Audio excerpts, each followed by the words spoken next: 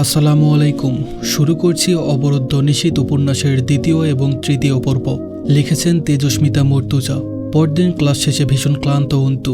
ডিপার্টমেন্টের প্রফেসর ডেকেছেন। ডাকার কারণ স্পষ্ট নয়। অন্তুকে পিয়ন থামালো দরজার সামনে, বলল, দাঁড়ান আপনি। স্যার বিজি আছে, মিটিং চলতেছে ভিতরে। ভেতর থেকে প্রফেসর ইউসুফ সিরাজের কণ্ঠস্বর শোনা গেল। বলল, ভেতরে আসতে দাও ওকে।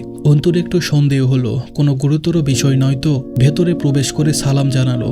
ইউসুফ সিরাজি মাথা নাড়ালো, বলল, এসো। আরও কয়েকজন বড় বড় শিক্ষক রয়েছেন কক্ষে এবং টেবিলের সামনে ডান পাশের চেয়ারে বসে আছে এক লম্বার মতো পুরুষ, পরনে পাঞ্জাবি, মুখে চাপদারি, এলাকায় এক নামে বড় ভাই, যার মুখভঙ্গি একদম স্বাভাবিক। নিচের দিকে তাকিয়ে আছে শীতল দৃষ্টি মিলে। একে অন্তু চিনে, ভার্সিটির ছাত্র সংসদের মেজর মেম্বার হামজা পাটোয়ারি। ইউসুফ সিরাজে জিজ্ঞেস করল, গতকাল কি হয়েছিল? অন্তু ইতস্তত না করে বলল, আমাকে র্যাক দেওয়া হয়েছিল স্যার। স্যার বলল, সে তো আর নতুন কিছু নয়, তুমি কি করেছো? করা শোনালো প্রফেসরের কণ্ঠস্বর। অন্তু দমল না, বলল, আমাকে সিগারেটে টান। এতটুকু শুনেই স্যার বলল, ব্যাপারটা যেন শুনে আগ্রহী নয় স্যার। তিনি বিরক্ত হলেন, বলল, তুমি কি করেছো সেটা বলো। অন্তু স্যারের সম্মানে বিনয়ের সাথে তবে দৃঢ়কণ্ঠে বলল, আমাকে ধূমপান করতে বলা হয়েছিল স্যার, আর তাতে অভ্যস্ত নই আমি, তাই সিগারেট নিচে ফেলে পা দিয়ে নষ্ট করে দিয়েছি। মুখভঙ্গি শক্ত হলো প্রফেসরের। চোখ পাকালেন তিনি, চাপা স্বরে ধমকে উঠলেন, বলল, এই শিখেছ? কার সঙ্গে এই আচরণ করেছ? কোনো জ্ঞান আছে সে বিষয়ে? অভদ্র মেয়ে, সিনিয়রদের সঙ্গে এই আচরণ শিখেছ এতদিনে? ভার্সিটিতে আসো বেয়াদবি শিখতে? আদবের বালাই নেই ভেতরে, তুমি জানো এতে তোমার অ্যাডমিশন ক্যান্সেল হতে পারে। নাম কি? অন্তু অবাক হলো, উল্টো তাকে ব্লেম করা হচ্ছে। অবশ্য চমকানোর কিছু নেই। দুনিয়ার সংবিধানের নাম যেখানে অরাজকতা ও সুশাসনহীনতা, সেখানে এটা নেহাত স্বাভাবিক ব্যাপার। নাম বলল সে, মেহজাবিন আরমিন অন্তু। স্যার বলল বাবার নাম।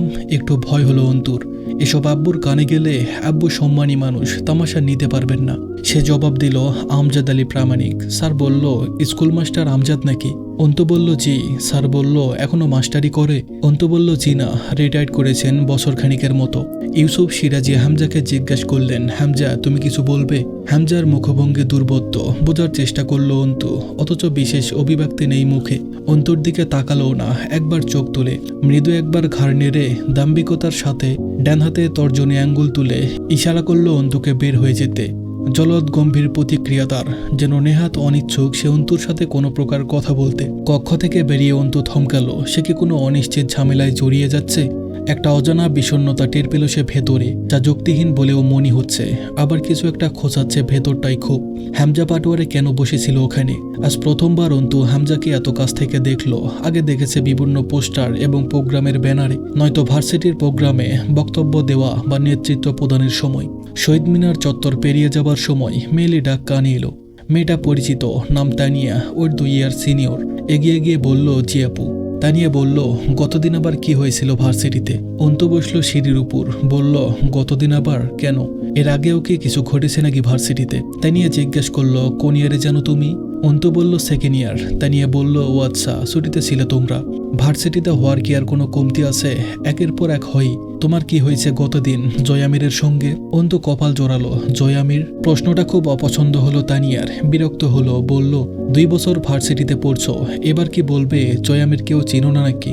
ভার্সিটির ছাত্রলীগের সম্পাদককে চেনো না? কাউন্সিলরের ছেলে হামজা পাটোয়ারিকে চেনো? অন্তু বলল, জি চিনি। তানিয়া বলল, আর জয়কে? হামজার ফুফাতো ভাই জয়ামির। অন্তু বলল, ও আচ্ছা। একটু দ্বিধান্বিত দেখালো অন্তুকে। তানিয়ার জয়ের হুলিয়া বর্ণনা করতে শুরু করলো। 2 বছর আগে এখান থেকে অনার্স শেষ করেছে। শ্যামলা বর্ণের লম্বা করে থুতনির কাছে একটা তিল আছে, গলায় চেন, তাতে যে লেটার আছে। ডান হাতে ঘড়ি পরে আর বাম হাতে ব্রেসলেট। অন্তু সেসব শুনতে ইচ্ছে করছিল না। বুঝলো যে তাকে সিগারেটে টান দিতে বলেছিল সেই জয়। আর শুনতে চাইল না সেই বিশদ বর্ণনা। দ্রুত মাথা নাড়ালো, বলল, জি এবার চিনেছি। তানিয়া বলল, কি করেছে ওরা তোমার সঙ্গে? এমনভাবে কথাটা বলল তানিয়া যেন কোনো বিশেষ গোপন রহস্যের ব্যাপারে খোঁজ করছে। অন্তু বলল, বিশেষ কিছু নয়, র্যাক দিয়েছিল। এবার তানিয়া আরো সতর্ক হয়ে উঠল, বলল, আরে লজ্জা পাচ্ছ কেন? আমি কাউকে কিছু বলবো না, এসব হতেই পারে। বলো কি করেছে ওরা তোমার সঙ্গে? অন্তু অবাক হলো, বলল, আশ্চর্য, লজ্জা পাওয়ার প্রশ্ন কেন উঠছে? বললাম তো, সাধারণ র্যাক দিয়েছে। তাচ্ছিল্য করে হেসে উঠল তানিয়া সহ পাশের মেয়েগুলো। তানিয়া মুখ বিকৃত করে বলল, কেন? তুমি বোধহয় জানো না র্যাকিংয়ে মেয়েদের সাথে কি কি করা হতে পারে? অন্তু বলল, জি জানি, তবে আমার সঙ্গে তেমন কিছু করা হয়নি। তানিয়া কেমন অবিশ্বাস্য দৃষ্টিতে তাকায়, বলল, তাই নাকি? জ্যাক, তা যদি সত্যি হয় তো ভালো, কিন্তু তুমি কি করেছো? তোমাদের নিয়ে কানঘুষা চলছে ভার্সিটিতে, তোমার সাহস বেশি হয়েছে নাকি? অন্তু বলল, কানঘুষার মতো কিছু তো হয়নি। আর সাহসের কি আছে এতে? যা আমার পছন্দ নয় তাতে আমি সাফ মানা করে দিয়েছি। তানিয়া চোখ উল্টালো, বলল, মেয়ে, তোমার তো মাথায় দোষ আছে মনে হচ্ছে। তুমি সিনিয়রের সাথে বেয়াদবি করে এসে বলছো কানঘুষার কিছু হয়নি। হয় তুমি পাগল, নয়তো বোকা, অথবা দুঃসাহসী বলা যায়। কিন্তু এখানে দুঃসাহস টেকার না। তুমি সিনিয়রদের সাথে এরকম অবাধ্যতা করলে কোন সাহসে? জয়কে তো দেখছি আসলে তুমি চিনোই না।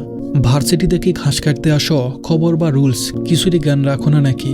অন্তর খুব বলতে ইচ্ছে করলো, ঘাস কাটতে যদি নাও আসি তবে সব পঙ্গপালদের খবর রাখতে নিশ্চয়ই আসি না, আসি পড়ালেখার জন্য, তা শেষ করে ফিরে যাই। কিন্তু কথাটা সে চেপে গেল, শঙ্কিত হয়ে উঠেছে ইতিমধ্যে ভেতরটা। ভয়টুকু সে চাপলো ভেতরে, বলল, কিসের খবর রাখার কথা বলছেন? মেয়েগুলো একে অপরের দিকে তাকালো, একটু তাচ্ছিল্যের হাসি হাসলো সকলে। তা নিয়ে বলল, এর আগে বহু মেয়ে ভার্সিটি ছেড়েছে জয়ের কারণে। তোমরা তখন অ্যাডমিশন নাওনি, তখন জয় সেকেন্ড ইয়ারে ছিল বোধহয়। একটা মেয়ে হলের ছাদ থেকে পড়ে আত্মহত্যা করেছিল। ওরা কি করেছিল মেয়েটার সঙ্গে জানা নেই, কিন্তু একটা কথা পরিষ্কার, জয় একটা অভিশাপ, আবার ভালো। অন্তু বলল, আবার ভালো কেন? তা নিয়ে বলল, রাজনীতির চাল বসে না, সমাজসেবার কাজবাজ করে দুই ভাই মিলে। পুরো ছাত্র সংগঠনের বেশ ভালোই যোগান দেয় দুজন।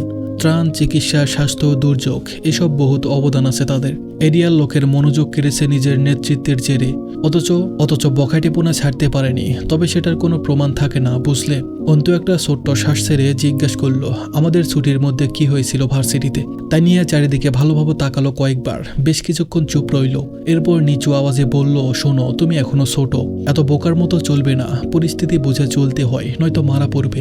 একটু থেমে আবার বলল, হামজার বাপ কাউন্সিলর এলাকার, তা তো জানোই। আর হামজা রাজনৈতিক নেতাকর্মী। আমাদের কমন রুমের আয়া সালমা খালাকে তো চিনো? অন্তু বলল, জি চিনি। তা নিয়ে বলল, উনার বাড়ি হামজাদের ক্লাবের পাশে। উনার ছোট ছেলেটার হঠাৎই কি থেকে যেন আঘাত পেয়ে কি হলো, পায়ে ক্যান্সার হলো। এরপর নাকি খালা বাড়ির জায়গা অর্ধেক দাম নিয়ে পাওয়া দলিল করে এক হিন্দুর কাছে বন্ধক রেখেছিল। বলা চলে বিক্রি করেছিল, তবে শর্তে ছিল খালা নির্দিষ্ট সময়ে টাকা পরিশোধ করলে জায়গা ফেরত পাবে, যেহেতু বসত বাড়ি। কিন্তু চিকিৎসা করেও সেই ছেলে বাঁচেনি, আর 1 বছর সময় ছিল। খালা সেই সময় টাকা পরিশোধ করতে পারেননি, তবে তার উপর প্রতি মাসের করা সুদের টাকা জমে পুরো জমির দাম উসুল হয়ে গিয়েছিল ওই লোকের। ওই লোক এরপর জায়গাটা খালাকে না জানিয়ে অন্য কারো কাছে বেচে দিয়েছিল। তারা এসে তাগাদা দিতে থাকলো বাড়ি খালি করার। খালা সময় চেয়ে নিয়েছিল, কিন্তু পরে বিচার সালিশ বোর্ডের কাছে চলে গেল। মানে মেয়র, কাউন্সিলর, এলাকার মাতব্বর, সমাজসেবকরা সব ছিল। সবশেষে নাকি বিশাল ঝামেলা হয়েছিল। পরে হামজা আর জয় মিলে সালমা খালাকে সময় দিয়েছিল আরো কিছুদিন। তখন খালার বড় ছেলের বউ বাপের বাড়ির জায়গা বিক্রি করে এনে টাকা দিয়েছিলেন কাউন্সিলর হুমায়ুন পাটোয়ারির কাছে। পরে আর খালা টাকা নিয়ে আসেননি। এরপর বেশ কয়েকবার হামজার ভাই বাড়ি খালি করতে বলেছিল খালাকে, তারা যায়নি, তাদের যাওয়ার জায়গা নেই। কয়েকদিন হলো খালার মেয়ে একে পাওয়া যাচ্ছে না। লোকে বলছে এদের মধ্যেই কেউ হয়তো একে তুলে নিয়ে গেছে। জানা নেই মেয়েটার সঙ্গে কি হয়েছে, কি হালে আছে। ভার্সিটির ক্যাম্পাস থেকে বেরিয়েও বুকের ভেতর টিপ টিপ আন্দোলন চলছে। আওয়াজটা খুব কানে বাজছে। নিকাবের নিচের মুখটা ঘেমে উঠেছে। পানি পিপাসা বোধ করলো অন্তু। সে কি কোনো ভয়ানক পরিণতির আভাস পেলেও আজ? একই, এই মেয়েটাকে কখনো দেখেনি, তবে হৃদযন্ত্রটা খুব লাপাচ্ছে। আচ্ছা, একই কোথায়? পাওয়া যাচ্ছে না কেন ওকে? এরপর 2 দিন আর ভার্সিটিতে যায়নি অন্তু। তার সাহসে জুড়ছে না। সেদিন জয়ের সম্মুখে দাঁড়িয়ে ভয় হয়নি, অথচ আজ 2 দিন বুক ভারী শঙ্কা চেপে আসে। একই মেয়েটাকে সে দেখেনি কখনো, নাম ছাড়া কিছুই জানা নেই। তবু আজ 2 দিন ঘরে বন্দি হয়ে ওই অপরিচিতা মেয়েটার জন্য পরাণ দাপায়। নিজের পরিণত সম্বন্ধে মাথায় চেপে বসে অকল্পিত এক ভয়। বাড়ির দরজায় ধাক্কা পড়ল। অলস ভঙ্গিতে উঠে গিয়ে দরজা খুলে দিল সে। মার্জিয়া ভেতরে ঢুকে হাতের ব্যাগটা ধপ করে মেঝেতে রাখলো। অন্তু বলল, কি হয়েছে ভাবি, ভাই আনতে যায়নি? মার্জিয়া জবাব দিল না। অন্তু আবার বলল, আপনি বোরকা খুলে আসুন, আমি খাবার আনছি, একসাথে খাই। মার্জিয়া খ্যাক খ্যাক করে উঠল, বলল, এই নাটক করবে না তো অন্তু, সহ্য হচ্ছে না গায়ে। অন্তু স্বাভাবিকভাবে বলল, ঠিক আছে, গায়ে একটু ঠান্ডা পানি ঢেলে আসুন, ভালো লাগবে। ছ্যাদ করে উঠল মার্জিয়া, বলল, তোমার মতো ডাইনির মুখের চেয়ে ভালো পরামর্শ শোনার আশা রাখি বা কই আমি? কথাই বলো গা জ্বলানো সব। অন্তু বলল, কি হয়েছে, খেপে আসেন কেন? কার রাগ আমার উপর দেখাচ্ছেন? মার্জিয়া বলল, তোমার মতো মাতারে ননদ থাকতে রাগার কার উপর হবে? অন্তুর কণ্ঠ সজ্জিত হয়ে উঠল, বলল, মুখ সংযত করুন আপনার। আপনি জানেন বেশিক্ষণ আমি আপনার অহেতুক কথাবার্তা নিতে পারবো না। মার্জিয়া বলল, কি করবে তুমি? আমার বোনের সংসার যেভাবে খাইতে লাগছো তোমরা, আমারেও তারাবা এখান থেকে। অন্তু কপাল জড়িয়ে তাকালো ভাবির থেকে, বলল, তেমন কোনো কথা ওঠেনি, সেটা জানেন আপনিও। আপনি সাধারণ বিষয়কে নিজের ভেতরের জটিলতা দিয়ে অন্য পর্যায়ে নিয়ে যাচ্ছেন। রাবেয়া জোহরের নামাজে বসেছিল, দ্রুত সালাম ফিরিয়ে উঠে এলো, বলল, কি হয়েছে মার্জিয়া, কিসব কথা এসব? মুখ ঝামটি মারল মার্জিয়া, বলল, শখ আমার খুব যে, তাই। অন্তু বলল, বনিতা না করে বলুন আমি কি করেছি, আপনার শখ পরেও মেটাতে পারবেন। মুখ বিকৃত করল মার্জিয়া, বলল, জানো না তুমি? না, আমার বোনের সংসার তোমাদের জন্য যদি ভেঙে যায় তখন দেখবা এই বাড়িতে আর থাকতে দিব না, টেনে বের করে দিয়ে আসবো তোমায়। রাবেয়া গর্জে উঠলেন, এবার মৃদুস্বরে বলল, আমার মেয়েকে বের করা বা রাখার তুমি কে? আমার মেয়ের বাপ মা মরে যায়নি এখনো যে তুমি আমার মেয়েকে বাড়ি থেকে বের করবা? এখনো বেঁচে আছে আমার মেয়ের বাপ, কি হয়েছে তা বলবো না? না, তা তো জানোই না তোমরা, এত রহস্য করো কেন? হ্যাঁ? মার্জিয়া পিটপিট করে উঠল, বলল, বলতে পারলে তো হতোই, বলতে পারিনি তো আম্মা, আর না সইতে পারি। আমার বোনের ঘর ভাঙলে আপনার মেয়েকে দেখে এই বাড়িতে কে রাখে? অন্তিক বাড়িতে ঢুকলো, বলল, কি ব্যাপার, কিসের চেঁচামেচি চলতেছে? রাবেয়া বলল, মার্জিয়া কি কয় কিছুই বুঝি না, এমন অশান্তি কয়দিন দেখা যায় কত, কি হয় কিসের কথা কয় কিছুই কথাই বুঝি না। তোর বাপের কানে গেলে ভালো হতো বিষয়টা। মার্জিয়া স্বামীর দিকে তাকালো, অন্তিক চোখ ফিরিয়ে চুপচাপ রুমে চলে যায়। বোন, স্ত্রী অথবা মা কাউকেই একটা শব্দ বলল না। অন্তু ঘৃণিত চোখে চেয়ে রইল বড় ভাইয়ের চলে যাওয়ার পানে। একরাশ ভাঙাচোরা যন্ত্রণা আর ঘেন্না বোধ হয় জড়িয়ে এলো বুকটায়। তরতরে যুবক অন্তিকের এক অপুরুষ হয়ে ওঠার গল্পটা অস্পষ্ট তার কাছে। এভাবেই কতগুলো বছর কেটেছে বাড়িতে। অন্তিক শুধু একটা দেহ মাত্র, যে গোটাটাই মানসিক অস্তিত্ব ও বিবেকবোধ মুক্ত। সে বহুদিন ভাইয়ের সাথে প্রয়োজনীয় ছাড়া অপ্রয়োজনীয় কথা বলে না, হাসে না, একসাথে খায় না। এক অপরিকল্পিত অনীহা এবং বিতৃষ্ণা জেগেছে সবকিছু বুঝে নির্বিকার থাকা অন্তিকের উপর। মার্জিয়া অকারণে চিৎকার চেঁচামেচি করে, কেন করে, কিসব বলে, কিছুই বোধগম্য হয় না। আর না অন্তিক কিছু বলে। শিক্ষিত তরতরে যুবক অন্তিক, যার পড়ালেখা, সামাজিক সক্রিয়তা, মেধা, কথাবার্তা, হাসি একসময় সমাজে আলোচিত বিষয় ছিল। আমজাদ মাস্টারের যোগ্য ছেলে থেকে অযোগ্য বিবেকহীন মূর্খ কাপুরুষের জন্মটা কবে যেন। গোটাটাই রহস্য। ঠিক তেমনই মার্জিয়ার আচরণও। সকাল থেকে কিছু খাওয়া হয়নি, একটু আগে যে অল্প খিদে পেয়েছিল তা এখন আর অনুভব হচ্ছে না অন্তুর। আস্তে করে নিজের ঘরে চলে গেল। পিছনে রাবেয়া বেগমের ফুপানোর আওয়াজ পেল, ফিরে তাকালো না। অবলা মা তার, আব্বু বাসায় নেই, পঞ্চগড়ে গেছেন, আজ ফেরার কথা ছিল, হয়তো ফিরবেন না। অন্তু পড়ার টেবিলে বসলো, অথচ মাথায় আব্বু আর অন্তিকের কথা ঘুরছে। বই বন্ধ করে টেবিলে মাথা এলিয়ে দিল, অস্থির লাগছে ভেতরটা। লোকে বলে অন্তিক অন্তুর চেয়েও সুন্দর যুবক হিসেবে। ভীষণ মেধাবী ছিল কলেজ জীবনে। আমজাদ সাহেবের সাথে বাবা ছেলের সম্পর্ক চমৎকার সুন্দর ছিল। রাবেয়া বেগম বরাবরই সরলা ও অল্প শিক্ষিত এক বাঙালি সংসারী নারী। উনার বিপরীতে আমজাদ সাহেবের গুণগুলোতেই দুইটা সন্তান গড়ে উঠেছিল। অন্তু তখনও ছোট, যখন অন্তিকের কৈশোর পেরিয়ে যুবক হচ্ছিল। খুনসুটি, মারামারি, ঝামেলার শেষে আবারও বেহার মতো গিয়ে অন্তুর ঝুঁটি টানার মতো দুষ্টামির জন্য আমজাদ সাহেবের কাছে শাস্তি কম পেতে হয়নি তাকে। ভীষণ ডানপিটিয়ার চঞ্চল, আর সবচেয়ে বেশি জেদি ছিল অন্তিক। তার প্রবল আত্মসম্মান বোধের জন্য মাঝে মধ্যে এখানে ওখানে ঝামেলা বাঁধিয়ে এসে মার খেত আব্বুর হাতে। কলেজ শেষ করে ভার্সিটি ভর্তি হবার পালা এলে অন্তিকের সুযোগ হলো কুষ্টিয়া ইসলামিক বিশ্ববিদ্যালয়ে পড়ার। বাড়ি ছাড়তে হলো শিক্ষার সুবাদে। এরপর যা অঘটন ঘটে গেল। মার্জিয়া কুষ্টিয়ার মেয়ে, তাকে ভাগিয়ে নিয়ে চলে আসলো অন্তিক। এখন সে থার্ড ইয়ারের ছাত্র, বেকার শিক্ষার্থী। সেই নিয়ে মাস্টার মশাই আমজাদ সাহেবের নামও খারাপ হয়েছিল বিশেষ। আমজাদ সাহেব হাই স্কুলের এক সামান্য শিক্ষক। ওনার আদর্শের চূড়াকে মাটিতে মিশে যে কাজটা অন্তিক করেছিল তাতে সবচেয়ে ক্ষতি সে নিজের, এবং সবচেয়ে বড় কষ্টটা আব্বুকে দিয়েছিল। অথচ এটা বুঝে অনুতপ্ত বা ব্যথিত হবার বদলে সে বিগড়ে গেল। দুটো থাপ্পড় মেরেছিলেন আমজাদ সাহেব ছেলেটার গালে, কয়েকটা কথা বলেছিলেন। তার মধ্যে অন্তিকের আত্মসম্মানে লাগা কথাটা ছিল, বউ তো নিয়ে এসেছিস, খাওয়ানোর মুরদ আছে। আর বিশেষ কিছু বলেননি। এরপর থেকে অন্তিক বদলেছে। মার্জিয়া নিজেকে প্রকাশ করেছে। শিক্ষিত মেয়ে হওয়া সত্ত্বেও আচরণ খুব উগ্রতার। অন্তু বলেছিল, ভাইয়া তুই যে আত্মসম্মানের বড়াই এখনো করছিস তা কিন্তু খুইয়েই তোর মতো মেধাবী এক ছাত্র প্রেমের মতো ছোট কাজ করেছে। আর তা করেছিস ভালো। এই ভরা ক্যারিয়ারকে গাঙ্গে ভাসিয়ে বাপ মায়ের মন ভেঙে বউ ঘরে আনাটা কোনো আত্মসম্মানবোধ জ্ঞানের পরিচয় ছিল না। ব্যাস, আর না প্রাণের আব্বু, আর না অন্তু। কারো সঙ্গে কথা নেই, কি করেছে কি হচ্ছে সবটাই নির্লিপ্ত, নিঃশব্দ। অথচ মার্জিয়ার উগ্রতা ওর খিটখিটে মেজাজ দিন দিন লাই পাচ্ছে। অন্তুদের এলাকায় একবার ব্রাকবেঞ্চ পরিচালিত গণশিক্ষা কার্যক্রম এসেছিল। সেখানে বয়স্কদের শিক্ষা দেওয়া হয়। সে তখন এইচএসসি পরীক্ষা দিয়ে দিনাজপুরেই টুকটাক কোচিং করেছে।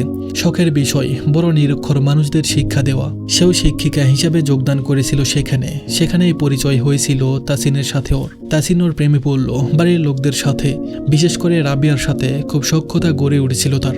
রাবিয়া মানুষটা যুবকদের সাথে খুব তাড়াতাড়ি মিশে যান, ভোলা ভালা সরল নারী যাকে বলে। এক পর্যায়ে তাসিন যখন প্রস্তাব দিল বিয়ের, সাফ মানা করেছিল অন্তু। সে বিয়ে করবে না, এমনকি সে কখনো তাসিনকে প্রেমিকের মতো নজরে দেখেনি। তাসিন নিজে থেকেই ওতলা হয়ে পড়েছিল। এরপর কিছুদিন কেটে গেল, তাসিন হাল ছাড়ল। মার্জিয়া নিজের বোন বিথির সাথে তাসিনের বিয়ে দিল। অথচ এখন কেন তাদের সংসারে অশান্তি তা জানার কথা নয় অন্তুর। তাসিনের সাথে কোনোভাবেই তার বিশেষ যোগাযোগ ছিল না। অন্তুর ধারণা বিথির সংসারে কোনো ঝামেলা চলছে, আর এটাকেই কেন্দ্র করে মার্জিয়া ভাবছে পুরনো এই ব্যাপারটার জের ধরে তাসিন বিথিকে অত্যাচার করছে। ভার্সিটির উদ্দেশ্যে বেরিয়ে গেটের কাছে যেতেই আব্বুর সাথে দেখা হলো। সারা রাতের যাত্রায় সকালে বাড়ি ফিরলেন আমজাদ সাহেব। অন্তুর চোখমুখ খেলনা পাওয়া বাচ্চার মতো উদ্ভাসিত হয়ে উঠল। বলল, এই অসময়ে ফিরলে যে? আমজাদ সাহেব বলল, কাজ শেষ হয়ে গেল, ফিরে এলাম। অন্তু, খেয়ে বের হচ্ছিস নাকি না খেয়ে? অন্তু চোরের মতো মাথা নাড়ায়। আমজাদ সাহেব ধমকে ওঠার আগেই অন্তু বলল, আব্বু, তোমার গ্রামের জমি বিক্রি করার এমনকি বিশেষ দরকার পড়ল, বলনি কিন্তু এখনো আমায়। গম্ভীর মুখে বললেন আমজাদ সাহেব, সব কথাই শুনতে হবে কেন? পড়ালেখায় মনোযোগ নষ্ট হবে। এসব সাংসারিক বিষয় মাথায় আনলে মন দিয়ে পড়ো। অন্তু অসন্তুষ্ট চিত্তে তাকালো আব্বুর দিকে। তিনি বললেন, ভাড়া আছে কাছে? অন্তু মাথা নাড়ালো, বলল, আছে। আমজাদ সাহেব শার্টের পকেট থেকে 50 টাকা বের করে অন্তুর হাতে দিলেন। বলল, সাবধানে যাবি, ক্লাস শেষে দেরি করবি না, তাড়াতাড়ি ফিরে আসবি। অন্তু একটু সুপ্রভিত হলো, বলল, এই কথা বলছো কেন আব্বু? আমজাদ সাহেব বলল, ক্লাস শেষে কোথাও কাজ আছে কোনো? অন্তু বলল, না, নেই। আমজাদ সাহেব বলল, তাহলে আর দেরি করার কি আছে? এমনিতেও ভার্সিটির চত্বর আজকাল ভালো চলছে না। রিক্সা থেকে নেমে ভাড়া মিটিয়ে অন্তু এগিয়ে গেল গেট দিয়ে। অন্যরকম লাগছে কিছু একটা। জটলা পাকানো লোকজন ক্যাম্পাসে, এক স্থানে চেয়ার ও বেঞ্চি পাতা। জয় বসে আছে পায়ে পা তুলে, পাশেই হামজা। দুজনের পরনেই সাদা পাঞ্জাবি। বসে বসে ঠ্যাং দুলাচ্ছে দুজন। নভেম্বরের মাঝের সময়টা, শাল জড়ানো গায়ে। দুজনকে ঘিরে দাঁড়িয়ে আছে ছাত্র সংগঠনের ছেলেরা। মহান দুই ব্যক্তির পাশে দাঁড়ানোর সুযোগ পেয়ে ব্যাপক ধন্য তারা। হামজা স্বভাবসুলভ গম্ভীর মুখে বসে আছে। জয় এদিক ওদিক তাকাচ্ছে। স্থির থাকার স্বভাব নেই। শঙ্কিত বুক নিয়ে ভিড় ঠেলে ঠেলে একটু ভেতরে ঢুকলো অন্তু। জীর্ণ একটা ময়লা কাপড়ে ঢাকা কোনো মেয়ের শোয়ানো দেহ মাঠের ঘাসের উপর পড়ে আছে। সেই মুহূর্তে কারো ধাক্কায় একটু পিছিয়ে এলো অন্তু। মেয়েটা কি একই? বুকের রক্ত ছলকে উঠল অন্তুর। সালমা খালার মেয়েটা এত সুন্দর, অভিশাপে ঝরে পড়া চাঁদের টুকরো বুঝি। ঘন চোখের পাপড়ি যেন এখনো ঝাপটে উঠবে। সেই সুন্দর মুখখানা বিবর্ণ, খামচের দাগে ভর্তি। ঠোঁটের কোণে রক্ত জমাট বেঁধে শক্ত হয়ে গেছে, কালশিটে রং ধারণ করেছে। গ্যাসে গ্যাসে চুল ছেড়ে উঠিয়ে ফেলা হয়েছে। বাকি দেহটা এক টুকরো কাপড়ে ঢাকা।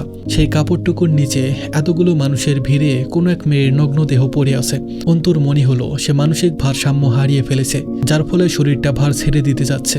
তখন কেউ ধমক দিল অন্তুকে, বলল, পেছনে সরে দাঁড়ান। এত কাছে এসে দাঁড়াবেন না, সরুন, পিছিয়ে যান। স্পষ্ট ভাষা, ভরাট আদেশমূলক কণ্ঠস্বর। ক্যালচে খয়েরি ইনশার্টে একটা ফর্সার মতো পুরুষ অন্তুকে উপেক্ষা করে হাত গোটাতে গোটাতে গিয়ে লাশের মাথার কাছে বসল। ইন্সপেক্টর রশিদ ডাকলো তাকে, মোস্তাকিম, আপনার ফোন বাজছে। মোস্তাকিম ভিকটিমের দেহ থেকে চোখ না তুলেই বলল, পরে অ্যাটেন্ড করছি, রেখে দিন। অন্তু ভিড় ছেড়ে বেরিয়ে এলো। আব্বু রোজ পত্রিকা পড়ে রেখে দেয়, সেখানে এমন ঘটনাগুলো চোখে পড়ে। আর সেই পত্রিকা ভেদ করে প্রথমবার কোনো খাবলে খাওয়া মেয়ের মরদেহর সম্মুখে এসে পড়েছে। এগুলো আসলেই হয়। অন্তু কাঁদে না, আমজাদ সাহেব কাঁদতে শেখায়নি। কিন্তু আর সেসব শিক্ষা কাজে লাগলো না। অন্তুর নেকাবের নিচ দিয়ে ঝরঝর করে অশ্রু গড়াচ্ছে। আরেকটু দূরে এসে মুখের নেকাবটা খুলে ফেললো। ব্যাগের সাইড থেকে পানির বোতল বের করে পানির ছিটা দিল চোখে মুখে। টিস্যু দিয়ে মুখটা মুছে দুটো শ্বাস নিল জোরে জোরে। ধমকালো নিজেকে, আশ্চর্য, এত ভঙ্গুর হয়ে পড়ছো কেন তুমি অন্তু? তুমি তো এমন নও। কোথা থেকে যেন সালমা খালার বুক চাপড়ে আহাজারি করতে করতে ছুটে এসে ধপ করে বসে পড়লেন মেয়ের লাশের পাশে মাটিতে। অন্তুর চোখ বোধহয় আবার ভরে উঠেছে। নিজের উপর রেগে উঠল অন্তু, কি মুসিবত! এভাবে ভেঙে পড়লে জীবনকে মোকাবেলা করবে কি করে? কিসের মোকাবেলা? এই তো একটা মেয়ে ছিন্ন ভিন্ন লাশ পড়ে আছে মাঠের উপর। অন্তুও তো মেয়ে। জঙ্গলের জানোয়ারেরা কবে যে মানুষের মতো রূপ ধরে মানুষের সমাজে বাস করতে লেগে পড়েছে। তাদের মোকাবেলা করতে ভঙ্গুর হলে চলবে না। সালমা খালাকে সামলাতে যে নারীটি ছুটে এলো, অন্তুর চোখ আটকালো তার উপর। পরনে বিবর্ণ শাড়ি, মুখটাও মলিন, অথচ সেই মুখের সৌন্দর্য অসামান্য। এদের চেহারার আভিজাত্য মিলছে না পরিস্থিতির সঙ্গে। কে করেছে এইসব? জয়, হামজা? তাদের কথাই প্রথমে মাথায় এলো অন্তুর, কিন্তু তা উচিত নয়। অন্তু টের পেল এমনটা হবার একটা কারণ আছে। সে আজ কদিন যাবৎ এই দুটো নামে আতঙ্কিত বলেই এমন হয়েছে। শাড়ি পরা নারীটি চাঁদনি, আখির ভাবি। মোস্তাকিম তাকে বলল, আপনারা ওনাকে ভিকটিমের কাছ থেকে দূরে নিয়ে যান, আমাদের কাজ করতে দিন। এই স্পটে আপনারা না ঢুকলেই সুবিধা হয়। চাঁদনির চোখে এক অদ্ভুত রহস্য, যে রহস্যটাও এক প্রকার রহস্য যেন। সে কাঁদছে না, একটুও না, অথচ অপলক চেয়ে আছে নিথর চোখে আখির মুখের দিকে। সেই চোখের ভাষা অবর্ণনীয়। অন্তর মনে হলো মোস্তাকিম লোকটা কসাই টাইপের। এমনিতেও সরকারি কর্মকর্তারা তাই হয়। মোস্তাকিম একটু আখির ভাই সোহেলকে ডাকলো। সোহেল একদৃষ্টিতে বোনের লাশের দিকে চেয়ে আছে, তার চোখে পানি নেই, সে শুধু তাকিয়ে আছে। মোস্তাকিমের ডাকে এগিয়ে গেল। মোস্তাকিম কোনো রকম শিরোনাম ছাড়া প্রশ্ন করল, কবে ফিরেছেন দেশে? সোহেল আনমনে ছিল, একটু ঝাড়া মারল যেন নিজেকে। বলল, হ্যাঁ, এই তো 4 দিন হলো। মোস্তাকিম বলল, কোন দেশে থাকতেন? সোহেল বলল, দুবাই। মোস্তাকিম বলল, কি কাজ করতেন সেখানে? সোহেল বলল, রাজমিস্ত্রি আর শাটারিং এর কাজ করতাম। মোস্তাকিম বলল, আখিকে লাস্ট কবে দেখা গিয়েছিল বাড়িতে? খানিকক্ষণ চুপচাপ মাটির দিকে তাকিয়ে থেকে বলল, চাঁদনি বলে সপ্তাহখানেক আগে। মোস্তাকিম বলল, নিজেদের সামলান এবং আমাদের সাহায্য করুন তদন্তের কাজে। এভাবে কান্নাকাটি করে কোনো রকম বিচার পাবেন বলে মনে হয় শক্ত করুন নিজেদের। এক প্রকার ভয় দেখা গেল সোহেলের চেহারায়। বলল, না স্যার, কোনো বিচার লাগবে না তো, আমরা কোনো বিচার চাই না। আপনি শুধু আমার বোনের লাশ দেন, বাড়িতে নিয়ে যাই, কারোর বিরুদ্ধে অভিযোগ নেই আমাদের। মোস্তাকিম ঠোঁটে ঠোঁট গুজে নিজে তাকালো। বলল, কেউ হুমকি দিয়েছে আপনাদের? সোহেল মাথা নাড়ালো, বলল, না না, হুমকি দিবে কেন? তাদের কথোপকথন ছাত্রছাত্রীরা শুনল। মোস্তাকিম দূরে থেকে জয় হামজার দিকে তাকিয়ে জিজ্ঞেস করলো, কাউকে সন্দেহ করছেন? সোহেল আবারও দ্রুত মাথা নাড়ালো, বলল, না। কণ্ঠস্বরে প্রাণ নেই, নিষ্পলব গলার স্বর। মোস্তাকিম বাম হাত পকেটে গুজে বলল, এসে থেকে শুনছি সকলের ধারণা কাজটা পাটোয়ারি পরিবারের 2 ছেলে করেছে। আপনার কি ধারণা? সোহেল দ্রুত জবাব দিল, না না স্যার, ওনারা কেন করবে এসব? ওনারা তো সব ঠিক করে দিতে চেয়েছিলেন। আমরাই উঠি নাই বাড়ি থেকে, এখন চলে যাব, ঝামেলা মিটে যাবে। অগোছালো অযাচিত কথা সোহেলের। বোনের মরদেহ পড়ে আছে বিশ্ববিদ্যালয়ের প্রাঙ্গণে। তারা বাড়ি খালি করার স্বীকারোক্তি দিচ্ছে। চরম ঘাপলা বিষয়টাই। আবারও সহজে বলা চলে খুব বেশি ভয় পেয়েছে হয়তো, অথবা কিছু লুকোনোর চেষ্টা, গা বাঁচানোর চেষ্টা।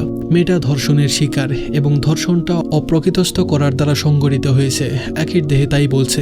মোস্তাকিম গিয়ে হাঁটু ভাঁজ করে উবু হয়ে বসলো চাঁদনির পাশে। জিজ্ঞাসা করলো, একে কবে থেকে নিখোঁজ ছিল? চাঁদনি ঘামাক্ত মুখটা মুছল মলিন শাড়ির আঁচল দিয়ে।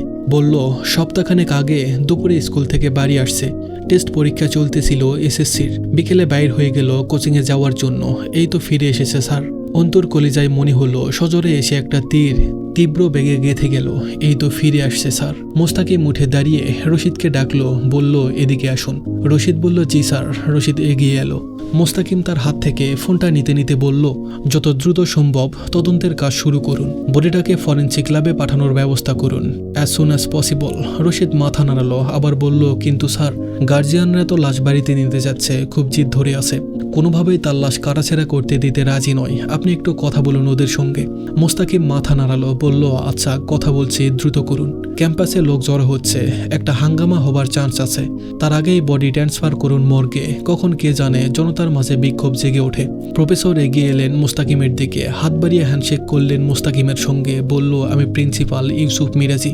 মোস্তাকিম মাথা নাড়ালো সামান্য। বলল, Syed Mostakim Mohan, investigator, police bureau of investigation, PBI department. Professor রশিদের সঙ্গে হাত মিলালো। রশিদ নিজের পরিচয় দিল, রশিদ আলম, ইন্সপেক্টর অব থানা পুলিশ। প্রফেসর দুঃখ প্রকাশ করলেন, বললেন, কি যে হচ্ছে ভার্সিটিতে আজকাল, ছেলেমেয়েরা আতঙ্কিত, তারা এসব করছে কে জানে। মোস্তাকিম কথার মাঝখানেই ফোন কানে ধরে অন্যদিকে চলে গেল। রশিদ প্রফেসরের কথায় অনিচ্ছাকৃত হুহা ঘাড় নাড়াতে থাকলো। মোস্তাকিমকে দেখে হামজা উঠে দাঁড়িয়ে হ্যান্ডশেক করলো। জয় কোনোমতে ফোন থেকে মাথা তুলল, বলল, গুড জব অফিসার। মোস্তাকিম সামান্য হাসলো অদ্ভুত ভঙ্গিতে, বলল, থ্যাংক ইউ। এরপর হুট করেই বলল, লোকে আপনাদের দিকে আঙুল তুলছে, আপনাদের কি খেয়াল? হামজা হাসলো, বলল, আপনি তুলছেন না আঙ্গুল? মোস্তাকিম বলল, আমি আমজনতার থেকে খানিক আলাদা, বলা চলে নিজের পেশার খাতিরেই। প্রমাণ ছাড়া আঙুল তুললে চাকরি থাকবে না। চোখ মারল হামজাকে মোস্তাকিম। হামজা ছেলেদের চলে যেতে ইশারা করলো। সালমা কাঁদছে, জোরে জোরে কাঁদছে, বুক চাপড়াচ্ছে। লোকের চাপা গুঞ্জন আর পরিবেশে অভিশাপের কালশিটে ধোয়া ছড়িয়েছে যেন। জয় জবাব দিল মোস্তাকিমের, বলল, আপনার চাকরি ধরেন, আমি রক্ষা করব। তাহলে আঙ্গুল তুলে জেলে ভরবেন তো? মোস্তাকিম বসলো দুজনের সামনে একটা চেয়ারে। সূর্যের সূর্যের তেজ ও আলোর কমে উত্তরের হাওয়া এসে গায়ে লাগছে। কাঁধে ঝুলিয়ে রাখা ডেনিম জ্যাকেটটা গায়ে জড়িয়ে বলল, আপনার শখ অথবা শাস্তি সহ্য করার কনফিডেন্স, কোনটা ধরব? হামজা প্রসঙ্গে বলল, কিছু জিজ্ঞেস করতে চান অফিসার? প্রফেসর মিরাজি এসে দাঁড়ালো পাশে। মুস্তাকিম এবার সরাসরি কথায় এলো। বলল, আপনারা আমাদের ডেকেছেন সকাল 8টার দিকে, তাহলে এখানে লাশ ফেলে রেখে যাওয়া হয়েছিল ঠিক কখন, সে ব্যাপারে কোনো ধারণা আছে? হামজা মাথা নাড়ালো, বলল, তা জানে না কেউই। আমাকে কল করা হয়েছে, তখনও আমি ঘুমেছিলাম, ছেলেরা কল করে জানালো।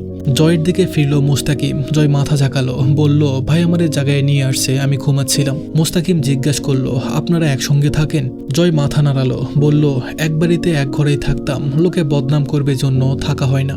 বদনাম তো আর কম নাই এমনিতেই, হেসে ফেলল মুস্তাকিম। পরে নিজেকে সামলে বলল, লাশ এক্স্যাক্টলি কোথায় ফেলা হয়েছিল সেই জায়গাটা দেখান আমাদের, সেটা তো দেখছেন। বিশ্ববিদ্যালয়ের মেন প্রাঙ্গণের পিছনের দিকটা নির্জন এবং গাছগাছালিতে ছাওয়া, সেখানে সচরাচর লোকের যাতায়াত অতটা নেই। দিনের বেলা ছেলেমেয়েরা আড্ডা দিতে নির্জন জায়গাটি বেছে নেয়, রাতে একদম শুনশান, ক্যাম্পাসের অফসাইড বলা চলে। সর্বপ্রথম লাশ দেখেছিল ঝাড়ুদার, সে প্রথমে বুঝতে পারছিল না ওটা লাশ, কোনো মতে ওড়নাটা জড়ানো ছিল লাশের দেহে। পরে কে বা কারা যেন বিশ্ববিদ্যালয় প্রাঙ্গণে এনেছে, এটা সকালে এসে থানা পুলিশের কাছে থেকেই শুনেছে সে। মুস্তাকিম দেখল পুরো আশপাশটা। জয়কে বলল, আপনার চোখে প্রচুর ঘুম দেখছি, লালচে হয়ে আছে, রাতে ঘুমাননি মনে হয়, এখন একটু বিশ্রাম প্রয়োজন। মুস্তাকিম কথাটা দ্বারা কিছু নির্দেশ করলো। জয় চাদরটা গা থেকে খুলে গলায় পেঁচালো ওড়নার মতো করে, হেসে বলল, রাতে ঘুমানোর অভ্যাস এমনিতেও নেই আমার। ঘুম আসলে সকালে হয়নি বললে ঠিক হতো আমার জন্য, সকালে টেনে তুলে আনা হয়েছে। আসলে আমাদের মতো নেতাকর্মীদের দুঃখ আর পরিশ্রম আপনারা কোনোদিন বুঝবেন না। জনতার মন রাখতে কত যে লোক দেখানো ঢং করতে হয়। যেমন ধরেন, আমার আসতে ইচ্ছে করছিল না, কষ্ট হচ্ছে না বিশেষ মেয়েটা বা তার পরিবারের জন্য, তবুও আসতে হলো। ইভেন ধর্ণা ধরে বসে থাকতে হচ্ছে, হুদাই এখানেই নিরস মুখে কারবাল ছিটতেছি বসে। মানুষ তো মরবেই, এই অবধারিত বিষয়ে এসব ঢংকে মনে ধনে কোথাও সয়, তবুও শোয়া লাগে, কারণ তথাকথিত সমাজসেবক আমি। ফাক অব দিস ইন্ট্রোডাকশন। মোস্তাকিম বলল, আপনি মানছেন আপনি তথাকথিত সমাজসেবক? জয় চাদরটা গলা থেকে হাতের কবজিতে জড়াতে জড়াতে বলল, না মানার কি আছে, আমি ভালো না, লোকটা জানে। মোস্তাকিম কিছুক্ষণ চুপচাপ থেকে জয়কে জিজ্ঞাসা করলো, তাহলে আপনাকে সন্দেহের তালিকায় রাখবো? জয় বলল, উফ, এই কেসে সাসপেক্ট হিসাবে থাকতে থাকতে উল্টাপাল্টা কিছু প্রমাণ হয়ে গেলে ফাঁসি হয়ে যাবে। যেহেতু মেয়েটা মরে গেছে, এত তাড়াতাড়ি মরে কি লাভ? মরবো এরকম কোনো কেসের দায়ী, তবে একটু বয়সকালে, এখনো বিয়ে শাদী করি নাই, বিশেষত বাসরটা, এখন মরাটা ঠিক না, এটা থেকে বাদ রাখে নামাই। মোস্তাকিম হামজাকে বলল, কাউন্সিলর সাহেবকে একবার থানায় আসতে বলবেন বিকালে, আপনি আসলেও পারেন। হামজা পাঞ্জাবের হাতার বোতাম খুলে তা কোনোই গোটাতে গোটাতে বলল, আমি আসতে পারবো না, আব্বা যাবে, আমার ব্যস্ত সময় কাটছে, নির্বাচন এগিয়ে আসছে সামনে। মোস্তাকিম হাঁটতে হাঁটতে আবার পিছনে ফিরে দেখলো হামজাকে। পায়ের উপর পা তুলে বসে আছে চেয়ারটায়, মুখে চাপদারি, পুরো ঠোঁটের উপর ঘন গোফ, গায়ে জড়ানো চাদরের প্রান্ত ঝুলছে এক পাশে। একটু দূরে দাঁড়িয়ে সিগারেটে টান দিচ্ছে জয়। জয় তাকিয়ে আছে একবার বোরকা পরা মেয়েটার দিকে। মেয়েটির সাথে মোস্তাকিম ধাক্কা খেয়েছিল। মেয়েটা অপলক চেয়ে আছে আখির লাশের দিকে। লাশকে ফ্রিজিং গাড়িতে তোলার ব্যবস্থা চলছে, মর্গ থেকে লোক এসেছে।